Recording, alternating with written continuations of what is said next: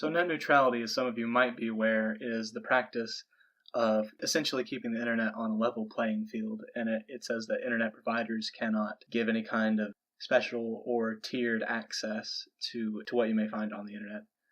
For example, if Verizon wanted to charge higher premiums for open access to all the internet, to all things, or if you couldn't afford that and you had to pay for the lowest tier, they would control more of what you could see. They would only show things Verizon would sponsor and promote. So essentially, the worry with not maintaining net neutrality, if these communications companies were to pick and choose what people could see and what they wanted people to see, and whoever paid them the most would get pushed the most, that small businesses would be stomped out on the internet, where before like now they would have a more even playing field. There wouldn't be any kind of bias against them because they couldn't afford to pay to be promoted. And this isn't the first time that net neutrality has really been an issue. In 2014, there was a significant clamor among the internet that net neutrality needs to be protected from ISPs who want to prevent the internet from being free and open and instead want to promote their own businesses. In 2015, there was a reclassification of internet service providers under the Communications Act of 1934, and it changed them from Title I to Title II, and basically what that did was it allowed the FCC to enforce net neutrality.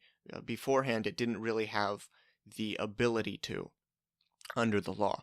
And ever since then, internet service providers have been trying to undo that ruling and be reclassified as Title I so that they can avoid these policies that for them are rather restrictive but for consumers are rather beneficial. Take, for example, the massive amounts of conflicts of interest that are found in many telecommunications companies, because the companies that can provide internet also provide cable and telephone services. Both of those have been significantly decreasing ever since the rise of the internet. So, for example, say that you're, Charter Communications, and you have the ability to restrict a customer's access to Netflix and Skype. If they don't have those services, then they'll have to go back to Charter Communications to get those services. And so, how is that good for the consumer? Do you want to talk about fast lanes and slowing them down? So, in theory, the elimination of net neutrality might sound like it could have some upsides.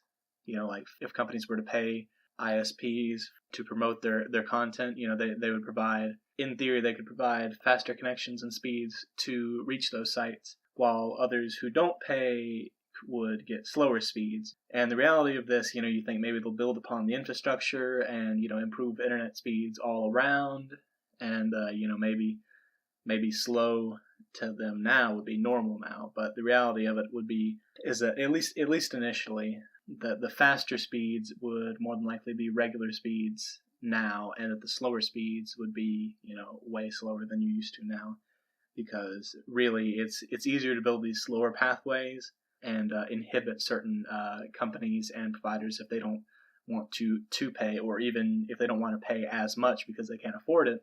Then maybe at some point they would improve the infrastructure, but to create these fast lanes and improve that infrastructure would take a lot of time and money that they might not be willing to put forth, or at least immediately.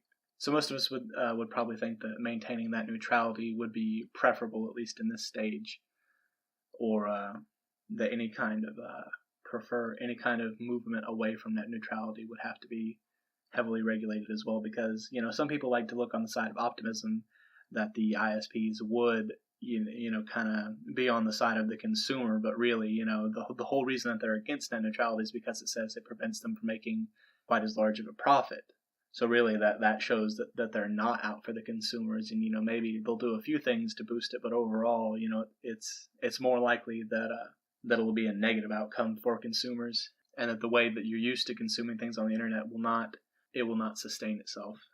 And opponents of net neutrality really have very few or really any good arguments against it. Take one, for example. ISPs are private business firms, and therefore they can do what they want. It's an objection that you can't really argue with, because if that's what they believe, then you can't really convince people who have deeply held beliefs that they're just not entirely applicable in every case. Some hospitals are private, and they can't just decline people because of their physical appearances, or at least they shouldn't be able to. Sometimes these private companies shouldn't be able to just do whatever they want even if they with their product even if they provide it. There's a lot of really interesting discussions that people can have about social media like Twitter, and is it right for Twitter to censor some political speech even though it's a private company and not subject to any constitutional law? Does that make it okay for Twitter to censor certain political speech? And you can have many different types of people from across the political spectrum come in and say, well, I think this or that, and they have really good arguments. But for something like this, where it's talking about the internet, we tend to talk about the internet as though it's a luxury, because, I mean, in a lot of the developed world, could you imagine people in sub-Saharan Africa really talking about the latest YouTube videos? But in a lot of cases, the internet isn't just this luxury. It's in some cases a necessity for people, and to inhibit it in these ways doesn't seem particularly right. There's another argument that ISPs won't throttle internet speeds, and I got this from one of the FCC chairmen, Ajit Pai, who, when faced with a hypothetical situation where internet service providers would change internet speeds to suit their own financial interests, he said, and this is a paraphrase, I want to point out with this hypothetical scenario that it is in fact a hypothetical scenario, not addressing any of the legitimate concerns that people could have about the internet and how internet service providers could react. I mean, this is something that the ISPs want, that they're actively lobbying the government for. Why wouldn't they take advantage of it? It's as though people on all sides of the political spectrum really don't understand the purpose of business. Business doesn't exist to make your life better.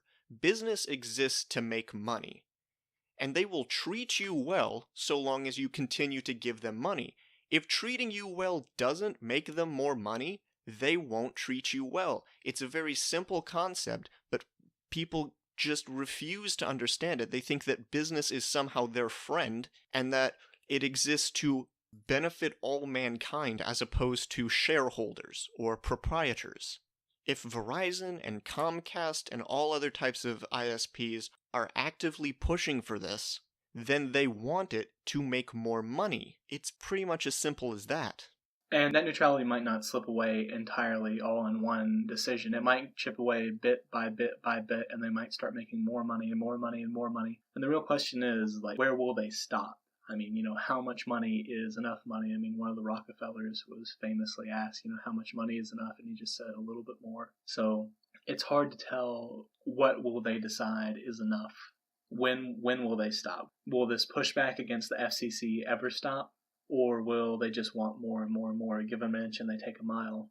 When has big business ever really been on the side of the consumer? I mean, they want to make the consumer just happy enough to, to keep them coming back. But really, when you take away all the alternatives, they don't really have to be as considerate. So it's very clear that it's very clear to me, at least, and to me and Caleb both, that net neutrality is for the people. It is for the consumer. It is in their favor.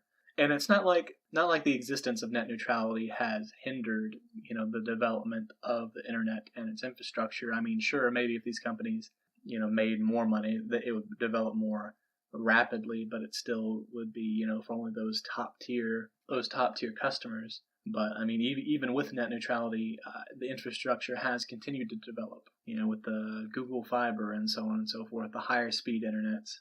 It hasn't put a huge damper on the infrastructure of the internet. And the opponents of net neutrality, really there are so few of them, because you have ISP lobbyists who are obviously going to pursue the interests that make them more money. There are people who want to undo, perhaps literally but figuratively, everything that Obama ever did, and an individual who falls into this category would be the president. Then you have blind Trump supporters who just do whatever the president wants. And, it's really hard to come up with a figure for how many Trump supporters really are blind. But let's just be charitable and say maybe less than half of them are blind. And then lastly, you have libertarians. And this is the strangest thing to me.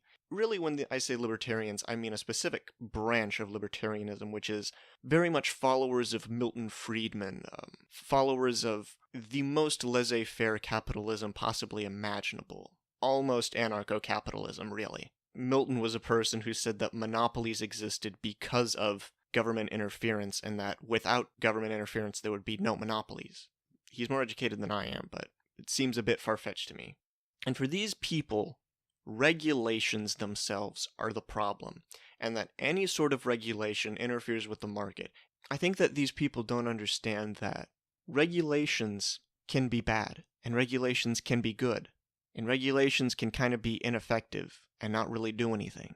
And there's a wide spectrum where policies can fall under, and everything isn't just bad or good. Things can be, well, that kind of is okay, but maybe it would work better in this scenario. We have regulations in our economy to attempt to help the consumers. We try to make sure that kids don't eat lead paint so that they don't become retarded. Really simple things that can actually help people out. So we've talked about the ISPs that are in favor of eliminating net neutrality and push for it. But to counter those, there are companies that are pushing to maintain net neutrality, such as Google, Netflix, Tumblr, Reddit, all the internet companies. Because obviously it would be in their favor to maintain net neutrality because that's how their business has thrived, and they obviously don't want to pay to get into these tiered internet categories with the ISPs, and they don't want to change anything because this is the platform that they found success on. And probably if net neutrality hadn't existed, then a lot of these places wouldn't have thrived, or certainly not as well. And, without it, it would make it a lot harder for any kind of upstart internet business or platform to get off the ground without a lot of serious backing. But there are businesses who are on the side of the consumer and themselves to some degree, but ultimately it benefits the consumer more.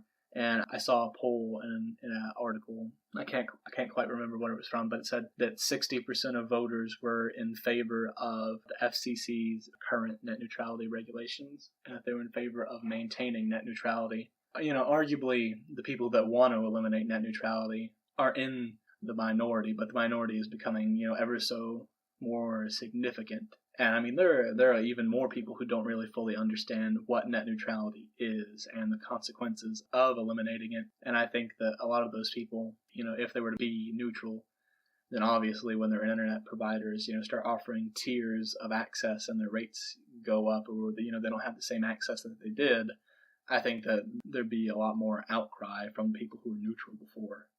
And really, when it comes down to it, the internet is such a special and almost magical place. When you go on the internet, you can go anywhere. If you want to go to walmart.com, you don't get faster loading speeds than if you go to SoundCloud, to this ridiculous political podcast that has no listeners. There aren't these market forces that libertarians love to talk about. There's this wonderful level playing field across the entire internet that people succeed and fail based on their own merit. And if that isn't the American dream, I don't know what is. The internet has done so much to expand the knowledge of people that it's been called the information age with the advent of the internet. And I remember just the other day, I was with my family and my uncle was explaining to my niece what encyclopedias were. And it's incredible to remember back to a time that extended back to the 18th century, where if